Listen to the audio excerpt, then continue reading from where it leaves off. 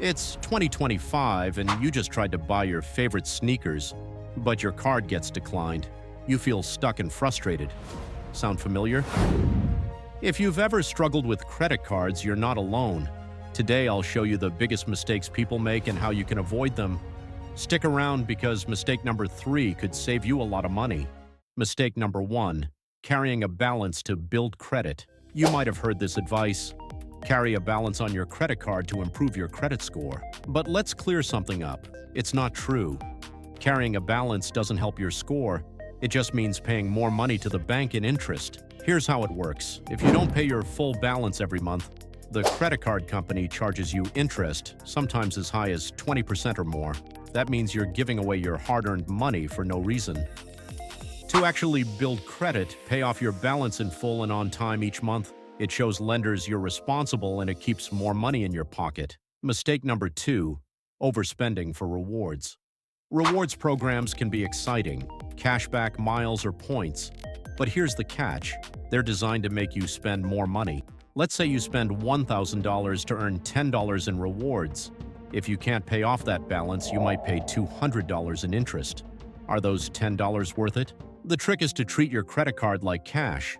Only spend what you can afford to pay off in full each month. Don't let the promise of rewards derail your budget.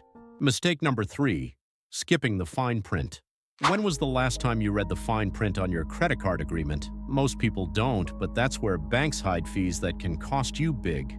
There are annual fees that eat into your rewards, late payment fees that pile up, and foreign transaction fees that surprise you while traveling. And here's the kicker. Some cards will raise your interest rate if you miss just one payment.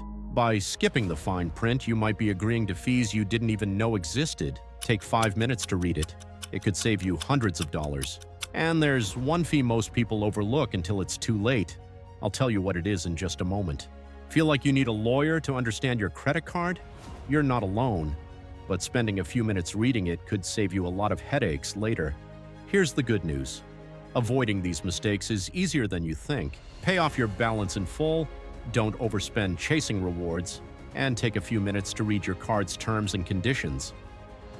When you avoid these pitfalls, you're not just saving money, you're taking control of your financial future. Imagine opening your credit card statement and feeling confident instead of stressed. That's the power of smart financial habits. Want to make smarter financial decisions? Watch my video. Is 2025 a good year to buy a house? Click here to learn more and take the next step toward financial freedom.